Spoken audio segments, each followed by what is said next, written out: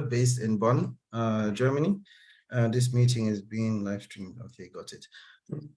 And I've been a mortgage consultant since 2012. Almost all of my clients are from abroad, or let's say mainly deal with international clients. That's how I call them. 60% I would say of my customers are non-residents, which means they do not live here.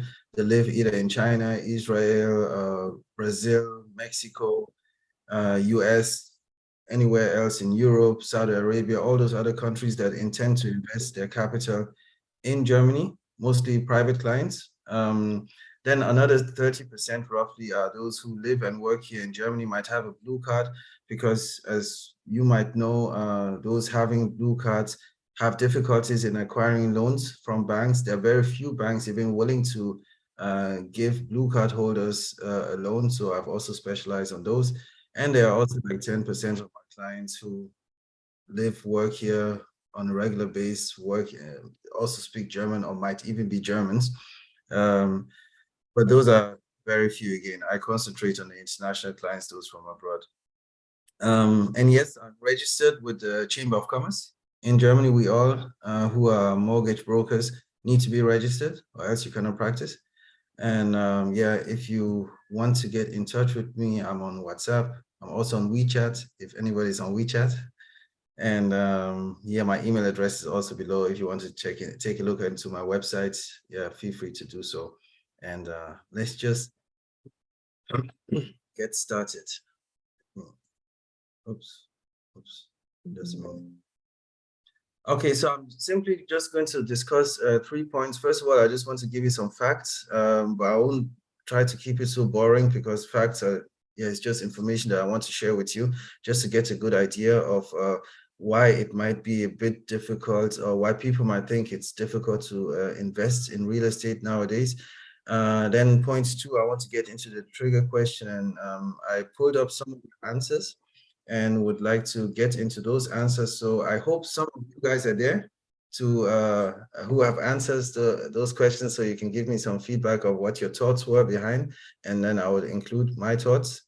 And then I want to get into how to determine a good investment. Now, you see, today it's basically about investing into a property as a landlord. So it is not for own use. All those who would like to buy a property for own use, we can have a different conversation. Right now, it's simply just to, yeah, it's just, we're just discussing about investment today. Yeah, good. Any questions till now? Okay, then let me, I'm seeing a chat box. I don't know, Caroline, if you could also follow the chat box, and maybe if you see any question that might be interesting, just interrupt me, okay? Yes, I will, yeah. I was just sharing some of the important links so that people can join us. Okay, cool. But I keep checking, yeah. Okay, fact number 1, interest rate development. Now you see we're in 2023, January 2023, we see that the interest rate is quite high. It has been high in the past. If we take a look at 2028 or before, and it was even higher than today. Many people are, let me just say, short-sighted. They always look into what was happening in 2020. 2020 or 2021, those were the best days. Money was like for free, I would say. And everybody is really thinking back, oh, it was so cheap, but it was also very expensive. So right now we are somehow in the normal where we are. The only issue that we have today, in addition to the high interest rates, which again is normal, is that the prices are also high as well, as you can see here in the next slide. So here, blue is entire Germany, black is, let's say, those regions are very prosperous, like Berlin, Frankfurt, Düsseldorf, etc. So we can see that prices in all over Germany have increased over the past years. Now they're slightly reducing. I have several clients of mine who are always coming up to me and saying, oh, okay, I want to wait till the prices get back to normal. It will take a while. We do not necessarily believe that those prices will get back to where they were in 2010. But again, if somebody believes that they want to wait several years to do their investment, I do not believe it's the best idea. But again, one can't change it. But this is also something that you need to know, that prices have increased over the years, and we just have to face the situation and take it as it is. But nevertheless, still search in the market, which we will do later on, and see where we can get the best opportunity. Yeah. So what is there, we have to take it as given and just work with what we have, basically. So there's a question in the chat. Do you want to answer it now or later on? Like, there are a couple of them. Can you see it? Let me open the chat. I'm not following the chat, that's why. Okay. I cover questions and it will be. Which one is it? There's a couple of Immobilien companies that show you can start with as little as 200 euros for an apartment. I guess. Per month. Yeah, so she's not sure whether this is true. I think maybe you could show us the calculator so that at least people can see for a small apartment and for a house, like how the calculations are done, just to see the real figures. Okay. Well, generally speaking, yes, it could be. I don't 100% believe it's a scam, but if you come across something like that, again, feel free to reach out to me. I'm very flexible. We can have a closer look into it and see what's actually going on there. I cannot necessarily say it's a scam or not. I would definitely have to take a closer look into it. But generally speaking, 200 euros per month, yes, it could be possible. Different regions, you can find some small units where you just contribute something like around 200 euros in order, let's say for the next 30 years, maybe, in order to own the property completely. So again, I would have to see the facts before I can make a clear statement. Yeah. Okay. I'll get back to you later. Thank you. Please. Wonderful. That would be great. What are other facts we have to consider, things that we simply have to face? For example, inflation. Nowadays, I just checked a day ago or yesterday, the inflation currently is around 6.1% in Germany. I remember some months ago or weeks ago, it was around going 8%, etc. But those are facts that we have to accept from today's point of time. And when we're doing our calculations, I would also get into a calculation later on, we need to consider this inflation as well. Why is inflation important? It's basically you're paying your running costs on the property. Each and every one of you know nowadays the Nebenkosten have increased, and that's why we have to consider inflation. Very simple. If you want to consider the development of rents, there's a website that I would also get into later on, which is called Wohnungsbörse.de. There you can have a general idea of how the rents were developing over the years in specific regions. I'm sure you also find your region in it, and you can have a good idea of how rents were developing, if they were increasing at all, yes or no, because this is also some important information when we're doing the projection for the future. Because in every investment, you need to do somehow a future projection, at least 10 years, in order to make a good investment decision. Then, of course, taxes and depreciation. You know that you might know that 2% of the property value you can write off your taxes, which is again another benefit for you in the long run. We had Nicole here the last time who was discussing taxes, and this is also one important factor that you should consider when you are doing your projections for the next 10 years. Then last but not least, return of investments. As a private investor, one always believes, okay, what the big investors do is not somehow similar to what we do, but we try to follow them. I attended a seminar of a company called Bulwiengesa. It's a real estate research company, the biggest actually in Germany. And they have several clients. They do questionnaires and they ask investors, specifically institutional investors, what return do they expect? And their return is always around 5% or above. So anything that gives you a return of, let's say, 2%, 1%, it's not really attractive. It might be a misinvestment. I'll show you how to calculate the return of investment or the initial return of investment. So we'll get to it as well, and you will have a good idea of, yeah, what this return of investment really means. It's actually quite simple to calculate. So it's nothing big, or it's no rocket science behind it. Good. So those are facts. I just wanted to show you facts that we should face when we're doing investments, and facts that we should also consider when we're thinking of investing into real estate. So what I would ask you not to do is that saying, okay, here's the property that I like, or because it looks good, I want to buy it. This is not how you make an investment decision. You need to go ahead with the facts and figures and determine, okay, does this investment make sense, yes or no? Okay. Am I too fast?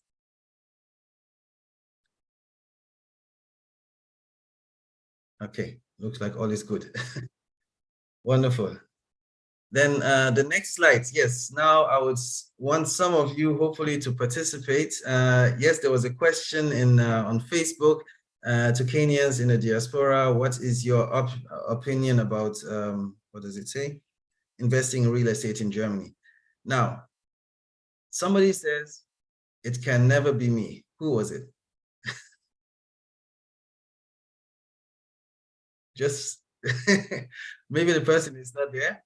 Let me just make a comment to it can never be me. It might be a harsh comment, but it's reality. I always say certain investments are not always for everybody. Yeah. If you do have a mindset that you do not want to invest, you don't want to do anything in regards to investment, then it is not my job to convince you and say, oh, you have to do so, it is very good for you, and so on and so forth. You need to have the mindset, first of all, that you want to do so in order for somebody like me to come in on board and help you to do so. And besides that, also the financial situation of a person. You never know in what kind of situation somebody is that won't allow the person to do some necessary investments. So again, it can't be everybody who is able to invest in real estate, but those who are willing to, then of course somebody like myself will be there. But first of all, it's the willingness. You have to be willing to do those investments. If not, then yeah, then that's it. Very simple. Then the next point was, it will depend on those who want to stay here or at home. But since the future is in Kenya, I would do it in Kenya. Who was that? Nobody wants to come on. Okay, never mind. I would like to get to this point. I find it is a very good and reasonable point. I spoke about this client of mine from Tanzania. He used to work with the United Nations here in Bonn. He was working with the United Nations for several years. Maybe I was a kid by then when I was seeing him around. And later on, he became my client. I was helping him out with real estate issues here in Germany or in Bonn. And the good thing about him, he started extremely early. He has an apartment in Bonn, and he has also properties in Tanzania. And the best thing I like is that he's so free to travel to Bonn, to Tanzania, and he doesn't have to take a hotel. He doesn't have to live anywhere. And right now he's also renting out his property, or he can even hand it over to his kids. So my thoughts there is that it doesn't matter where you do something, it's just to do something. It can be in Kenya, it can be in Germany. It's just to take the first step. Those are my thoughts to that part. So if you want to do it in Kenya, of course, do it there, but do it. That's it. Just do it. Exactly. And the next point, why not, if one has a steady income and is able to handle Grunderwerbsteuer, Notarkosten, and also set aside substantial savings for emergency. I find it is a good point to have substantial savings for emergency. This is always good because if you're investing in real estate, you never know what can happen. It's good to have some funds aside. In any case, not only for the property itself, but also for yourselves, because you do not want to like put all your money into the property and you can never make any vacation, for example. So one should not be forced to go into real estate if you believe like, yeah, the funds are not available. It's just like point number one, it can never be me. If that's not the case, then it's not the case. In regards to Grunderwerbsteuer, Notarkosten, it is best if you can cover those out of your own funds. We'll get into an example later on to have a good idea of how best to cover those and with which means you can cover those. Then the next point, I will own a home here, though I will write it under my kids. Yes, yeah. I thought somebody wants to say something. No, but go again, on. This comes to the topic of handing over to the kids taxation. Again, if you want to hand properties over to your kids, there are certain limitations that will apply. Again, the 400,000 within a year, within 10 years time. So if it exceeds 400,000, let's say again 500,000 that you transfer over to your kid, but you can only transfer 400,000, they would have to pay taxes and any other costs on the remaining 100,000. Yeah, so it's best just to transfer it portion-wise in order for you not to be or for your kids not to be taxed. Now, the only maybe issue I have with this sentence is the Mehrgenerationenhaus. If you're making investments, of course, first of all, you need to understand, okay, the fact behind it, how much will I get of a rent, how much, how fast will my property appreciate, how can I sell my property, because you always have to think of the exit strategy. Now, with a Mehrgenerationenhaus, my belief is the clientele you have that will be willing to buy such a property will be very few. So the likelihood that you would be able to sell this property at a given price might be low. And at the end, you might be paying, let's say you might make a loss. I'm not saying it is definitely a bad investment, but you always have to think of the exit strategy. So for you to live there now, for your family to live there, if it's not for investment purpose, wonderful, go ahead and do so. But if it's simply for investment purpose, then you also have to consider the exit strategy when you are planning any real estate investment. Okay. Exit strategy is basically when you have to sell the property, the time you want to sell the property in order to get out of the commitments that come along with the property. Then we have some other points that I'd also like to go into. So can I quickly interrupt, Osman? Yes. You forgot to introduce yourself. Someone is asking, what did you study? Because the son wants to get into the real estate, or what have you done? Okay, very good points. Yes, I did not put that in my introduction. I studied in Frankfurt, Goethe Universität. There I did business administration and political science. Whereas in political science, my focus was more into finance, corporate finance. What else? What was my other topic? It was a long time ago. I forgot almost. But besides that, after my studies, I went ahead and did my Bachelor of Professionals in Financial Services. After the Bachelor of Professionals, I did another year where it's just like a master's somehow. It's not necessarily a master's, but also into financial services. Currently, I'm doing my master's in real estate as a real estate investment advisor.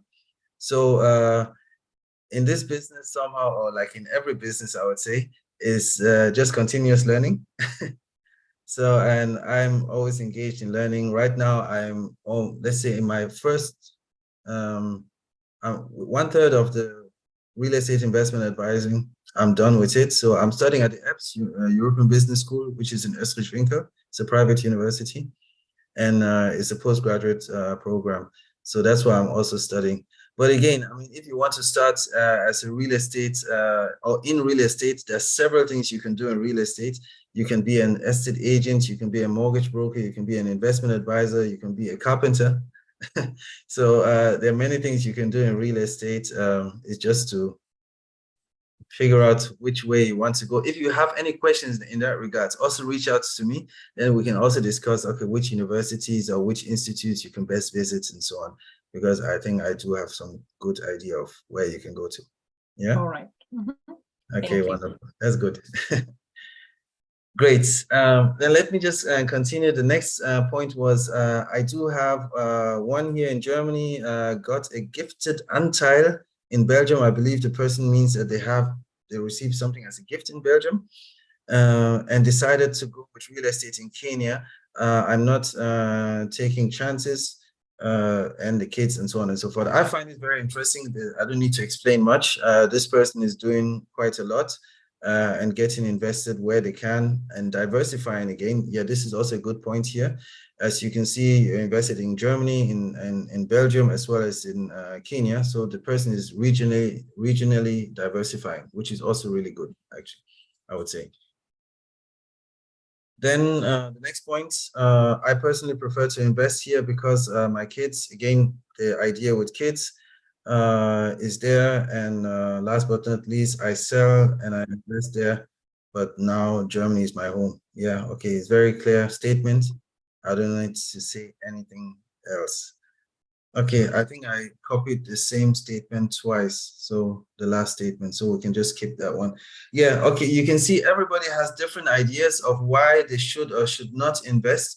For me, I found all those ideas quite interesting. Why? Because I do often realize that at the end of the day, even though in my case, I always say I only deal with numbers, but the reality is emotions play a major role when investing in real estate. I see some clients of mine, they wouldn't necessarily go with my advice. I mean, they'll still invest, but they will have different other thoughts than what I was actually thinking of that could be best for them. But again, everybody's different. Everybody has different thoughts. But I would say as long as you're doing something, then yeah, you're good to go. Any questions here right now? Let me get into the chat box. There's a question on taxation. Do you want to talk about it now? How much is inheritance tax? E.g., when a property is about 1 million euros. I cannot tell you. I do not know at all about inheritance tax. Yeah, I think, but what we could do is that I could put you in touch with Nicole. Yeah. She's a tax advisor, and I'm sure she'll be happy to answer some of the questions. She's very easygoing, so if you have a question, you can simply reach out to her. I'll also let her know if you get in touch with me that yeah, somebody wants to contact her and ask her about inheritance. We can actually do like last time. We bring you again and we combine the topic, and okay, yeah, she'll be on the other side. So like we have a combi like we had done last time. Yeah, of course we can do so. But or again, you get in touch with Osman, or you can also join the next meeting where we will definitely try to get hold of her so that she can also take us through the taxman's side. Okay, wonderful. Good. Now let's get into the numbers. If you have pen and paper with you, that would be really great. Then you can follow me with your own numbers because I had prepared something today. Again, I did the same that I would expect of you if you want to invest in real estate, to follow those steps and to simply determine, okay, which investment is best for you. There was a question in the chat box saying that with an amount of 5,000, what can I do? Again, the person who asked the question, please also follow the steps as well. And then you'll find out what you can do with your 5,000 capital that you currently have on you. Yeah, good. So the first thing that I would do if I'm looking for a property to invest in, I would first determine, okay, where do I want to invest, first of all? Again, we're discussing about Germany, so this is not about Kenya because I do not know how the notary fees, land transfer tax, and so on would be. So if you want to invest somewhere in Germany, the first thing that you have to decide on is where would I like to invest? Which region? Would it be Berlin? Would it be Frankfurt? Would it be Munich? And so on and so forth. In my calculation here, or in my process, I said, okay, I would like to invest in Berlin. So I was just sitting down here this afternoon and I was thinking, okay, is it possible to invest in Berlin and I get a return of 5%? Yes or no? Yeah, good. Then the next step would be there. I would ask you to bring out your calculators or your mobile phones and just calculate for yourself is how much property can I afford? And by to answer this question, depending on the savings that you have, how high are my savings currently? So again, just check into all your bank accounts and put all the money together that you have. I said, okay, in this case, I have 14,000 available. Now I heard some other person said they have 5,000 available, right? Now, my next thoughts would be, okay, I want to make this investment as cheap as possible. So I don't want to pay any extra costs. So the cheapest way when you're considering the transaction costs, which is Grunderwerbsteuer and transfer tax and notary fees, those you must pay. Now, you would want to avoid an estate agent. They charge you sometimes like 3%, sometimes even higher. I'm not saying that estate agents are not valid. They are, yes. But if you can save, why not? Okay. So I would simply go ahead and say, I'm going to divide the capital that I have, which is the 14,000 in my case, divided by the land transfer tax. Now, you have to determine if you're in Munich now, the Grunderwerbsteuer is 3.5%. So depending on which region you are, you have a different Grunderwerbsteuer, land transfer tax. In Berlin, it's 6%. And notary fees, we say roughly like around 2%. It's 1.5 to 2%, but I always calculate with 2%. So the amount of capital that I have, I simply just divided by the 6% plus 2%, 8%, and I'll get an amount of 175,000. Yeah. So what does this 175,000 tells me? It tells me if I only want to invest my capital to cover the transaction costs, then the maximum purchase price I can go for is 175,000. I cannot go higher. If I go higher, then I'll have to bring in more funds, which again, if I do not have, I do not have. Yeah. Let's just do the calculation for the person who said they have 5,000. Okay. Now, again, I'm looking into Berlin. Same calculation, 5,000 divided by 0.08. I hope all of you know this, which is again 62,000. So which means if I'm looking for a property and I only have 5,000 euros available, then this property should not be more than 62,500. These are the Nebenkosten, right? What are they called? Notar? Yeah, Notargebühren. Grunderwerbsteuer. And Grunderwerbsteuer. So this is the purchase price, the 62,500. Yeah. And the Nebenkosten would basically be 62,500 times 0.08, which would be the 5,000. Yeah. So I'm only using my capital, 5,000 in this case, or 14,000 in my case, to cover the Nebenkosten. This is my aim. The rest, I would like it to be completely financed by the bank. Yeah. The idea behind here is to use as little of my money in order to get the maximum. Yeah. Now, it wouldn't always work in every case. In some cases, you might need some more funds in order not to cover the Nebenkosten, but you also have to cover some portion of the purchase price. But again, in this calculation, we just want to say we use as little of our money. Okay. Now, the idea is just to let you know here that you can get started with little. Of course, your finances have to be in order for you to get started. But to sit down and think, oh, I need to cover the Nebenkosten. Oh, the Nebenkosten will be so high. So I rather not do so. I don't think that's the best thoughts. The best thoughts are how much do I have, and how much would what I have, if it's supposed to cover the Nebenkosten, how much will it allow me to get as a loan from the bank? So it would be 175,000. Yeah. Good. I would just want to hear from one or two of you if it was clear. It's clear. I have a question. Can I please ask something? Now, if you say, with the example you just gave with 65, was it 65 or 62,000, yeah? So this means if I'm a new buyer, do you think, from your experience, will the bank agree to give me? Because if I have the 5,000, yeah, that means I have money for the Grundsteuer and the Notar, maybe, yeah. So Yes. still, I need the bank to finance for me 100%, the 65%. Yes. Is it realistic for a new buyer, somebody who doesn't have any kind of investment? Yeah. From your experience, will the bank agree to this to finance 100% of the money I need for this kind of apartment? Yeah, it's a very good question. For 62,000 now, the amount, first of all, you need to have an income. Okay. So even if you're a new buyer, you've never invested in real estate, yes, you can also invest in real estate, even at 62,500. But you need to have an income. I would say the income should be roughly at least 1,800 net or 1,500.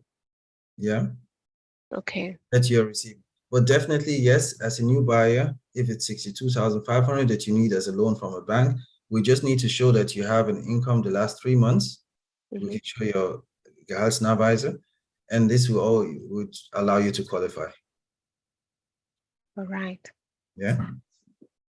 Let me just briefly add a comment. There is something that we we came to discover in Bayern. Like if you're buying a property and you have a family, you can apply for some special funds from the government. So the government is supporting families to own homes, and you get some amount of money depending on your salary. They can give you up to, I think it's 30,000 euros. And you can get also very affordable loans, but there's a way they calculate it. So there are also other options in just beyond like just checking the money that you have in the bank. That's also an option that you can also check. But I'm sure Osborne can take you, like behind the scenes, and then you discuss all these options. They are there, and we also. The person who told us, we also didn't know about that, and we were grateful. They really help. Yeah. Before Mercy and Dr. Evans go ahead, let me just add something. Such programs are in every state. You have, like in North Rhine-Westphalia, you have the NRW Bank, right? They also offer certain programs for people who earn less than a certain amount. Yeah. So you would always have to take a look into your state specifically and find out, okay, what programs have been offered or are being offered, because the interest rates there are normally much lower than what a bank would provide. Yeah. But again, such programs, they do not finance everything 100%. So this is the downside of it. Because they do not finance everything 100%, you would have to take the remaining loan from a bank. Now, if we're talking about a property which is 62,500 euros, and you happen to get, let's say 30,000 or 40,000, let's say 20,000 to 30,000 from any of those specific banks, NRW Bank or what you have in Bayern, there's no bank that would give you a mortgage loan for less than 50,000. So which means, again, you'll be forced to go to a bank and get the entire funds. Yeah. So again, it always depends on the constellation of how it is. Yes, there are such programs, but those programs should give you as much as possible so that it would still allow you to get the remaining loan from a regular bank, because they do not finance everything 100%. Yeah. But again, you always have to take a look in the terms and conditions to find out more. Yes, Mercy, Omar, you have a question? Yes, I just thought of something out regarding these funds that the regional loans that you can get. Are they for just personal, how do you say, properties, or are they for investment too? Yeah, that's a very good point. Mostly they're for your own use. So if you are buying it as investment, you would have to take a look in the terms and conditions if they're for investment as well. But what I've seen so far, they are mostly for your own use. Okay, thank you. Yeah. Yeah, mostly to support like people with families to own homes. So they, of course, you see that they're supporting you. So there's no way they will give you money to make money out of it. So there are some requirements. Yeah, exactly. But it's a very nice option, especially. But they check also with families, and not anyone can get them, so there are also conditions. Yeah. But talk to Osman. That's why we bring. We may not manage to cover everything, but please get in touch. Yeah, Doctor. Thank you very much, Osman. I want to appreciate you for the insight. I just wanted to share my journey a little bit, because maybe there's someone in the room that may benefit from what I went through. So I count myself quite lucky, because I managed to secure a property in the north of Germany, in Ratzeburg, a small city. Just hold on a minute. Evans.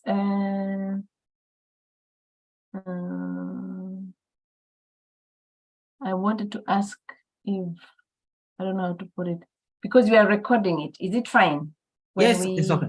It's okay. All right. Okay. I just wanted to see whether I can stop it, but it's okay, just for you to know it's being recorded. It's fantastic. Fine. It's fine. And now I think what I realized is, by the time I was approaching the banks, I didn't have the confidence to ask for money. And that really affected my getting credit, because when I walked into the bank, I didn't have a proper work contract, but I had my, you have your papers. And I know most of people from Africa have gone to school back at home. And when we come here, a lot of people will make you feel like what you studied in Kenya is not worth it. Mm-hmm. So I had this mindset, going to the bank, and I was listening a lot. The first 3 banks declined my application. One said I could get €5, and the other one was 5,000, and the other one said, well, you need to get a proper job. And then they were looking at my residency permit as well. That played an important role. They were you need to have German citizenship, otherwise you're not going to get a property here. So, but I was kind of I was upset. So I went home and I said to my wife, you know what, I'm going to go back. So I dressed up proper, and I put a tie. And now this time around, I was telling them what I want. So I was I've got nothing to lose. And I realized a lot of them were listening. And I said, you know what, I'm here and I want to stay here. And this is now my home. And I'm not going anywhere. And I'm not going to run away. I need the money. And they believed me, actually. I at the time, my job contract was just running out in 1 year. I had 11 months left on it. Yeah. So they said, do you have capital? I said, I've got nothing, but I've identified a property. Cut the long story short, I got the money. Yeah. Got the bank. And so I think what I wanted to tell us, most of my friends from Kenya, they kind of have no confidence to approach the bank. And I think we should just give it a go and make some noise, just keep going and keep knocking those doors, and someone is gonna believe in us. So sure. I wanted to share. Thank you. Thank you. Wow. That's a good interesting story. I mean, you have to be determined, and you get what you want. I want to just follow up with 2 points. Number one, the 11 months. Again, in my case, as I mentioned earlier, I specialize on international clients. So this is what I focus on. And I do know quite a lot in that regards, which banks you need to speak to and what you need to present and so on and so forth. So the residency issue, I would say for me, is no issue, because there are banks out there, regardless of your residency, that will be willing to offer you a loan. Again, you just need to present the proper papers, etc. And then the other one is the having a work agreement for 11 months is also not always an issue, because there are banks that will really give you a job, a loan.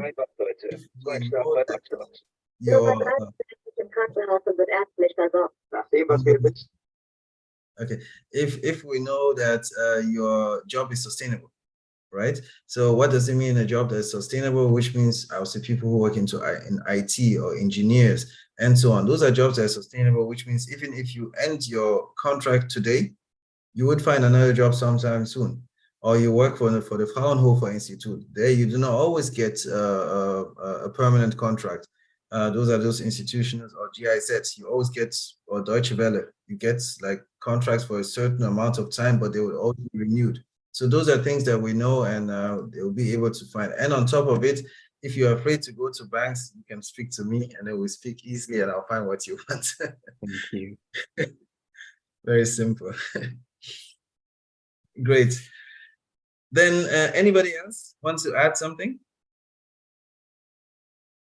Okay, then let me just move on from here. We're on point number 2, where I calculated, okay, I have 14,000 on my account and I want to know how much property can I afford. I'll simply just divide the 14,000 by the land transfer tax as well as notary fees, which is 8%, and I'll get the amount of 175,000. Now, in order to move on, the next step would be how to start my search. So now I said that I want to avoid the agent fees, and I went to a platform called nullprovision.de. Yeah. So let me just go onto the platform. I hope you can still see my screen. So I looked into the website and I said, okay, which properties are there that would fit my initial analysis? I said I want something for 175,000. Now this part takes some time because you have to do lots of searching and looking and comparing and calculating. Now, what would you have to calculate? Again, you have to keep in mind, we want something that gives us an initial return of 5%. Okay, now what does that mean? Let me just cut it short. And I came ahead and I said, okay, this property in Pankow is quite interesting. Why?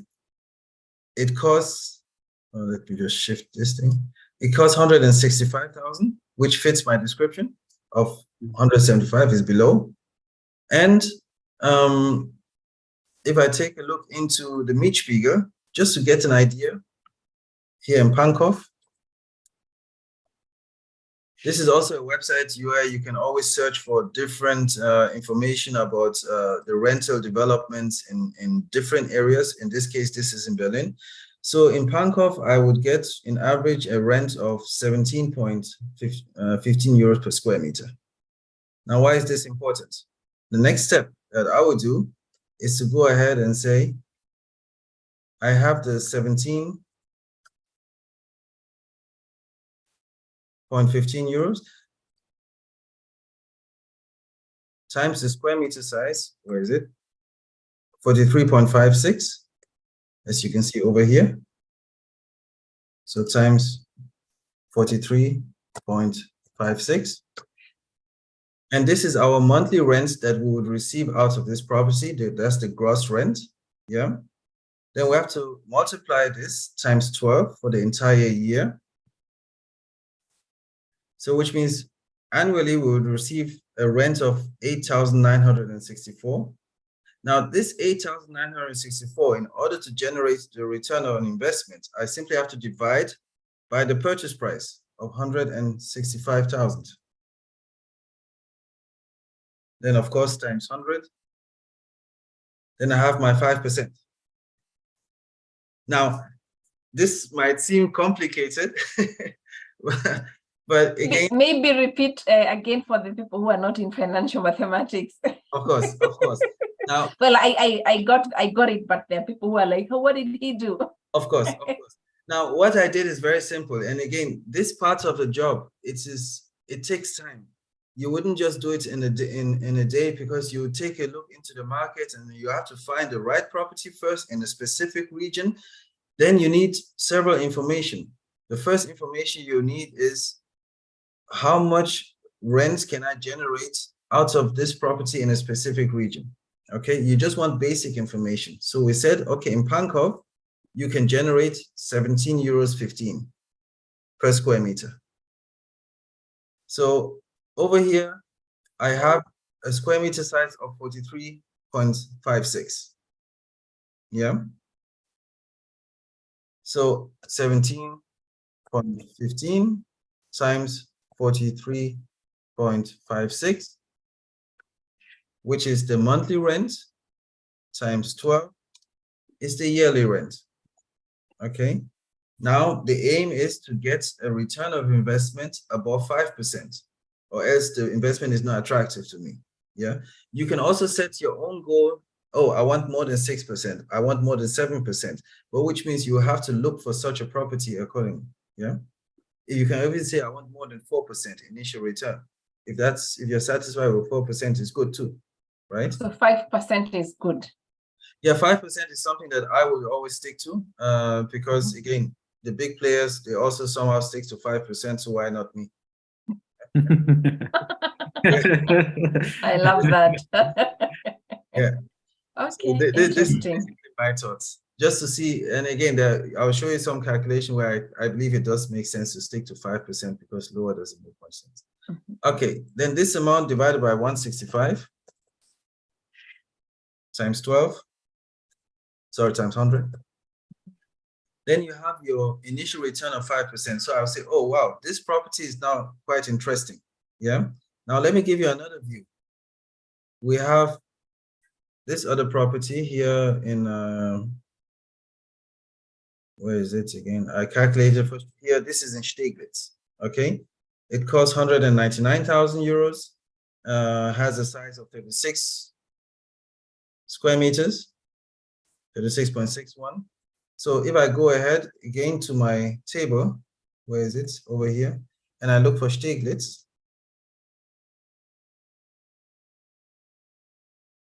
Oh, where is it? Okay, down there. 16.24. 16.24. So again, I'll just say my 16.24 times, where is it?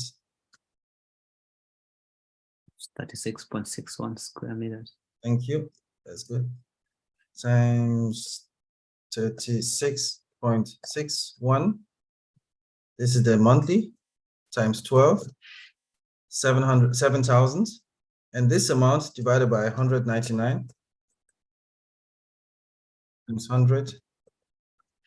You see over here, I have a return of 3%. So for me, it's not attractive. So this is how you can disqualify properties that you do not find attractive initially, and you can say, okay, those that are more than higher than 5%, they're attractive to me. Yeah. Did you follow till now? Maybe you also Yeah, need to tell them like the ROI. What does that mean? Like 5% return on investment. What does that mean? Yeah. For the people who return on investment is basically, this is the initial return of investment. Now, what I've calculated doesn't tell you ultimately if this is still a good investment or not, but it at least gives you an indication in which direction you would like to go. It is worth investing in it, yeah. Yeah, is it worth investing? Yes or no? Because the next calculation I'm going to show you is a bit much more complicated. And as of then, you definitely need a financial advisor, or if you're a mathematician, then you can do it yourself if you like to, if you're good in Excel, etc. But generally speaking, I would say this is the first thing that you need to do in order to determine does this make sense, yes or no. Now, if you can't do it alone, you can also, even from point 1, we can start discussing up here, because normally I would say you'll get in touch with me starting from point 5. Yeah. But if you believe that, oh, you need help in finding the right property in the right region, and you want to determine how much funds or how much property you can afford, we can do all this together as well. Okay. So yes, the next step after you've determined the property, which in my case, I said, okay, this property in Pankov seems Osman? quite, yes. 1 minute, please. Can I ask a question here regarding the other property? Yes. The 191 and 99. Yes. Exactly. If you just scroll down a little bit. Okay. So I just have this issue of the calculation and these geschätzte Monatseinnahme. Yeah. We calculated and you came to 590 something, right? Mm-hmm. Yeah. And so that makes the 3.5%, which is not exactly. So this makes the let's say 3.6 rounded, and it doesn't make sense from that point of 5%, correct? Yes. Yeah. Okay. So what does this figure down here tell me? Like this 600 and something, if you would raise it to that amount, or is this amount really relevant for me to have a look into, or it just gives me like a direction to where this monthly Einnahmen can go to, or is it at the upper end, or what do you think about it? Yeah. Now, the rents you ultimately ask for, you have a downside, you have an upside. Okay. Mhm. Now the upside is the maximum you can ask for, and you have a downside, which is the minimum you can ask for. Now, within every region in Germany, you have like the Mietspiegel gives you somehow an indication where what kind of rent you can ask for. Now, I could even go ahead and take a look into Immobilien Scout, for example, and then say, okay, in Steglitz, in this area, what are the rents in Steglitz? So I'll simply just go ahead and take a look at all the properties in Steglitz and do a simple maths. I'll divide the rent by the how do you call it? The size of the property. Yeah. So by giving the rent of the size of the property, I can somehow compare the different rents. Okay. Yeah. I get it. So Yeah. this is something you could do. Again, what I took out of this table over here, the 16.24, it is simply just to help me analyze my investment. Okay. So it is nothing given. Of course, the rent can be higher, but at least I would say with this amount, I wouldn't want to go below this amount. Yes.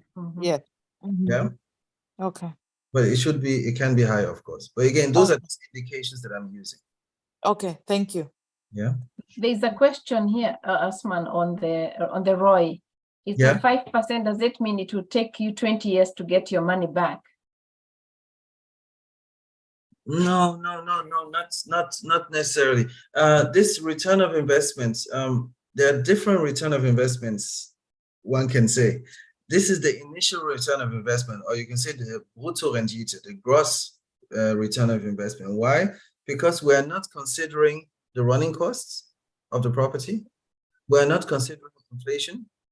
We're not considering the depreciation of the property. We're not considering taxes. We're also not considering interest. We're also not considering repayment of the loan. So there are many things that we're not considering at this stage, right? It's simply just from today's point of view, what kind of return can I expect out of this property? Yeah. Now, another question would be, I've already prepared the table. Here in this table, I'm taking a look at a 10 years time frame. Okay. So to repay the loan, right? To repay back the loan. No, 10 years ideally is just, let's just say I want to buy the property today and I want to sell it in 10 years. What kind of return can I expect? Yeah. Because okay. Pay off the loan completely, you would need longer than 10 years. Yeah. But again, with any investment decision, you need to always narrow down your investment period. Yeah. So again, ideally, it's always 10 years. You always say, okay, within 10 years, what kind of return can I expect? This is the ideal situation or ideal way of calculating. Now, in this calculation, again, the 5% that I want to determine over here, this 5%, is a static view. Static basically means today's point in time. It's not a dynamic view. Dynamic basically means over a period of time. Yeah. I hope I'm not getting very complicated now. No, it's okay. I think it's really showing people that it's possible to do these things. You just need to get someone to explain them to you. And the people who are not very good in maths, we apologize, but we hope that you left meat. Let me just make sense out of this table. Now, many of the figures you've seen, okay, you've seen the 100. Should I make it bigger? Yeah, maybe. Okay. Can you see it now? Okay, you see the 165,000, which is the same price like over there. Then you see the 13,200.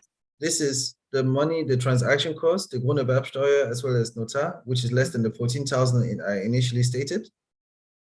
Then we have the rent monthly that I just calculated, then the annual rent that I just calculated. Then I also need to make certain assumptions of how high would my running costs be, how high would my rent be appreciating over time, and all such things. Those are just assumptions I can make, but those assumptions that I make are not coming out of anywhere. They're based on facts. Yeah. And then the 5.4 is the initial return, which you've already seen right now. Now, the 4.6 is now the net return after all your transaction costs. Sorry, not the transaction costs, the running costs. Yeah. So again, initially we're looking at the gross return, which is the initial return, and we just want it to be above 5%. Because only if it's above 5%, then I would consider looking closer into the property. If it's not above 5%, then I'm not interested in looking closer into this property. This is my view. You could have a different view. The next would be, I'm getting a loan from the bank. I want to finance the property 100%. Which means the 165,000, I want it completely financed by the bank. I just want to contribute my 13,200. I will get the loan at an interest rate of 4.1%. And the interest of 4.1% is fixed for 10 years because this is my investment period that I'm looking into right now. Now, here are also some important information, for example, depreciation of the property. This helps me reduce my tax burden at the end, but I'll get into that later. Yeah. So what is important here? Here you see many numbers. Again, it would take time for me to go through all this, but what is important is that this is my return, again, slightly above the 5.4% that we initially calculated. Okay. But now, if I take a loan from the bank, then my return would increase. Why? Because the interest that I'm paying, 4.1, is lower than my return, which is 5.4. And as long as the interest the bank is charging me is lower than the return that I've set for myself, then I should take as much loan as possible. In best case, I would also ask the bank to not only finance the 165, but also the 13,200. But they won't do so. Only if they know you very well, then they will do so. Yeah. So what did we do right now? We made a good investment, even better, by taking a loan. Now, what does it mean for you? It means that if you put in 13,200 today, you would make 5 times that amount after 10 years if you sell the property. How much is it?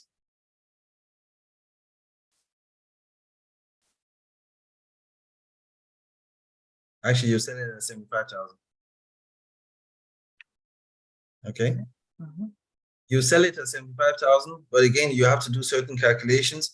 And then basically the value of your investment, which is the net present value, is 54,000. So in 10 years, you'll have made 54,000 euros. Yeah.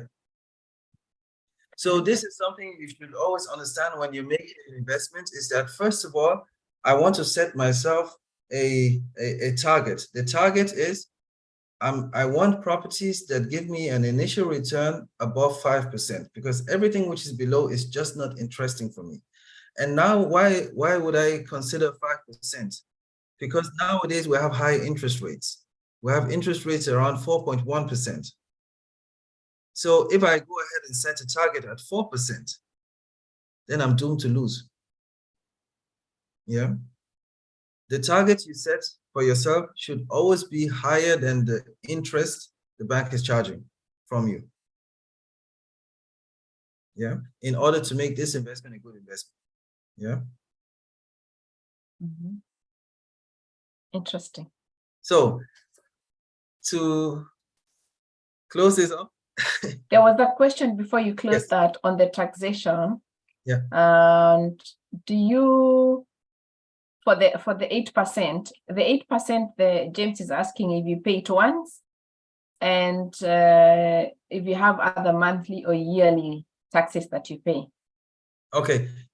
Yes, the 8% you pay it once, because this is the land transfer tax notary fees. It's a one-time payment. Yeah. And this money you won't recover is basically an investment that you do. Yeah. You recover it over time. But now in regards to the running costs, first of all, what kind of running costs do you have? Here are all your running costs that you would have, which is the cost of to administer the property, to maintain the property, as well as the interest that you're paying towards the bank. Those are the costs that you have. Then here you see is minus. What does it basically mean? Minus is actually good in this regard. Why? Because as long as it's minus, it helps you save taxes at the end. Yeah. Now, what is the tax? Here it says tax burden or benefit. Here you have a tax benefit, which means you receive back from Finanzamt every year, 605 and 503, and so on and so forth, based on our calculation. Yeah. So effectively, what are you earning out of this investment? First of all, you're earning 1,578 in the first year. Why 1,578 is basically the rent that you have generated minus all the costs is 1,578 plus the tax benefit, which gives you in this first year a return of 2,100 euros. Yeah. So this is where depreciation in combination with taxes, here in this case is a tax return, yeah, would benefit you. Yeah. So this is how you understand this. Can you scroll back to the figure, how much you're making after selling it after 10 years? Is it now a good investment? Because I calculated and I was like, it's like when you're saving 500 euros per month. The selling price after 10 years. Yeah, how much money that you make. Selling price after 10 years would be actually 197,000. Ah. Yeah, because you need to consider that you all know that your rent is not always the same every year. Every 2 years or every 3 years, your rent is increasing somehow. But what had you showed us on how much was it? There was something. Ah, yeah. Okay. I had checked in S94. S94 is? At Sile S490. Ah, also. S94. Oh yeah. No, this is the net present value. Now, the NPV. Okay. Yeah. Okay. It's difficult. Okay. It's not so easy to calculate. You do not just. No. Okay. So if I buy it at 165, then I sell it after 10 years, right? Yes. So I sell it at 197, right? Yes. Okay. And then you have to pay back the remaining outstanding loan to the bank. Then you have 75,000, which you take. But this 75,000 euros in 10 years is not, you need to divide it by 1.04-10. Yeah, 15. So 75. So how much money in a simple, even James is asking, assuming there is inflation, like how much money can I make? This also considers inflation. So basically what this means over here is the value of this investment today is 54,000 euros. That's the value of this investment. Yeah. because you're taking a look into every period. Yeah. Yeah, and you're also considering inflation. Yeah, you're also considering taxation, etc. Yeah, so that's the value of investment. Simply just think, I give 13,000 today, and I get 54,000. Not today, but in 10 years. Okay. So the initial investment was 13,000. Yes. And finally you get 54,000. That's the value. 75,000. Yes, when you sell it, the remaining will be 75,000, but 75,000 has to be discounted. Yeah, and it would be less because in 75,000 in 10 years is not equals to 75,000 today. So in terms of percentages, if you're comparing investing in real estate as compared to bonds and such, this one is better, yeah? Yes, we also made that calculation some time ago because we were comparing how much annual return you need to get from FTX, those stocks, etc., in order to equal investment into real estate. And with the stocks, I think you need to generate something like 8-9-10% every year, roughly. But again, not with every property, again, I must add, but with some investments that you determine from the beginning on, it is worthwhile investing into the property rather than putting it into stocks or bonds. Bonds give you a lower return, first of all. Okay, thank you. Welcome. Wow. There is a question from Mercy. So that means you have to find out what the bank interests are before you set your target, right? Before you set your ROI. No, let's just say, yeah, it is. Yeah, of course, it is good to have the interest rates that the banks would charge. Yeah, it was good to know so. But again, you can go onto different websites and find out, okay, if I have 100% 100% loan, what would be the average interest rate? It's not always exact, but at least you get an indication of the average interest rate. I would say in my case now it's 4.1%, which is legit. But yes, it would be good to know the interest that will be charged before setting the ROI. But I would say I know that I don't want to set it below 5%. It doesn't make sense to me. And setting it higher than 5%, I had a client who went for 7%, which was a really, really good investment. And they're happy with it. But again, I said for me, 5% is realistic. And I simply just need to find the property that gives me the 5%. I see Dr. Evans has raised his hand. Yeah, I was just gonna ask quite quickly. You know, not all of us have the chance to look through websites all the time. I mean, Yeah. we work 24 hours. So I was just gonna ask if someone wants your guidance, like from the very first step, you know, moving Yeah. forward. Yeah. Do you charge any fees, or Yeah. how do we go about this? Because I think that would be like much easier for like most of us to just call you like anytime and say, you know, yeah, I'm stuck.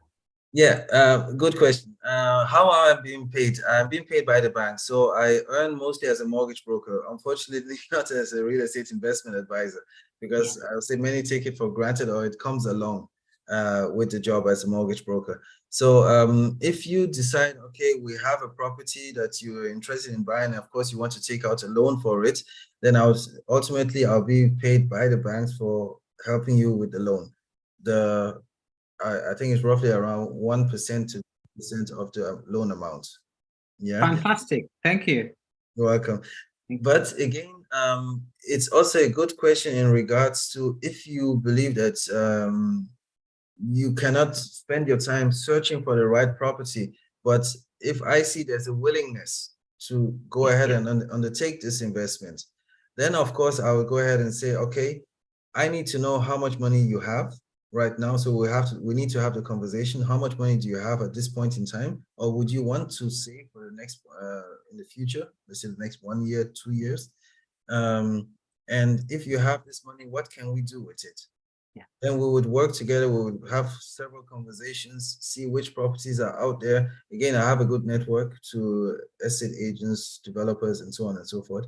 And we can work through all those steps together. So you do not need to bring me in when you're now looking for a loan. You can bring me in from the beginning, I would say. I think it's better. It's better that way. Yeah. It's just, And you also send us some money, Evans. Eh? We Yes. also want to make money. Yes, I'm of course, joking. Carol. Yeah, I mean, it's always good to have like someone guiding you through the process because sure. like you get a lot of offers, like properties in the east, like in Dresden or somewhere I'm not gonna visit because I'm Black. So if you're gonna sell a property for me like in Dresden, I'm not even gonna come to view the house. It's so at least you need someone like who knows like the area, who like can tell me, Evans, you can go and renovate the house and the neighbor is not gonna hit you with a stone. Like I've got to be careful. And my kids, if they're gonna have the property when I'm gone, they're Black as well. So I think some of these things matter. So that's why I'm really, really happy that Osborne is here. Thanks. Welcome, you are. Let me just add that I've seen a question here. This means you can only assist if one bank with the bank you work with. No, I do not only work with one bank. I really do not care which bank you want to go ahead with. My job is to just simply make the investment possible. So it can be any bank. I work with several banks. I can reach out to several banks. So it's always the banks that offer the best condition. That's it. Yeah. So there's not only one bank. Does age matter in getting a bank? Oh yeah, we forgot that question. Yeah. Age does matter. Yes. Why is it important? Now there are some banks who would say if you are towards 60 above, they would rather not want to give you a loan. Now, if you're below 60, let me just say around 50, going towards 60, which means you do have somehow like 17 years till you retire, according to the pensionable age in Germany, which is 67. Now, the bank would say, okay, we want you to pay off the loan before the age of 67, unless you have sufficient funds beyond that age, which means you have contributed into the statutory pension plan, or you have any other pension plans that you've contributed in and they show that you receive a certain return. Yeah. So again, the age does matter in regards to how much loan you can get, and this has to be calculated at the end. Yeah. Right. You can continue. Okay. Yes. So let me just get back to this very quick. I had the slides. Where's the slide? Is it gone? Over here. Yeah. Yeah, thank you. That's it. Yeah, so again, Wow. the most important point, sorry I interrupted, that I want to share over here is that I do still believe investing in real estate makes sense. Now, if you decide that you want to invest in Germany or in Kenya or anywhere, just start, just do it. Yeah. If it's in Germany, then you need to, or in Kenya as well, it doesn't matter where, you need to understand the fundamentals. Before you go ahead and invest, you need to set yourself a target. You need to know, okay, how high is the interest rates? How high is all the different factors that will play a role? You need to examine the property itself, ultimately. Now, what we didn't do, we didn't examine the property. We didn't talk about risks that you could face. Those also need to be eliminated as well in order to finally make the investment decision. And I would say from my side, if you have a question or if you would like to get started, you can use me from the beginning. Yeah, you don't need to wait till you're now looking for a loan.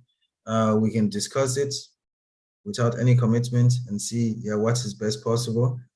But if we determine that it's possible, then you have to be committed. That'll be great. That's it from my side. Thank you very much again.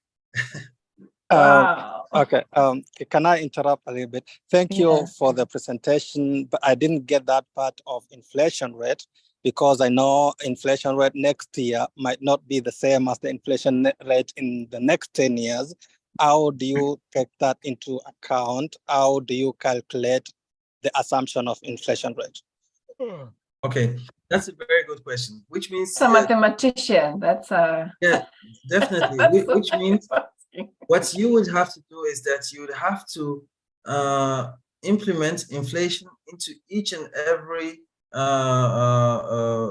field within here. Now, over here, we're determining 6% inflation. Okay, let me just say so.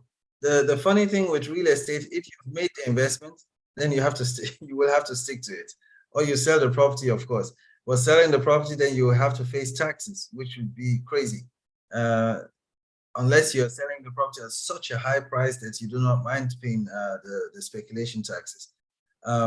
But again, it's a very good point, which means in this table, you would always have to, for every year, you would have to determine how does inflation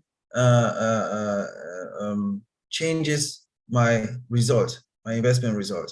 This you would have to do every year, and every year you need to determine how high is the inflation, and then place it into this calculator so that the calculation can give you a result. Right now, this calculator can't do it, so we just have to assume the inflation is 6%, or you can just assume an average inflation rate, yeah, and then work with the average inflation rate. But this calculator doesn't assume changes in inflation rate. But it's a good question. Yeah.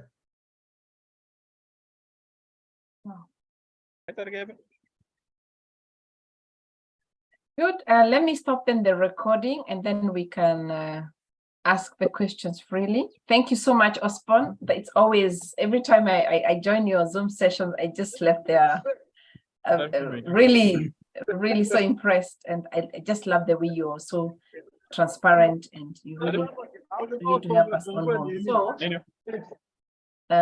yeah, thank you from my side. Let me stop the recording so at least we can ask the questions freely, and then I'll open the floor for questions. Just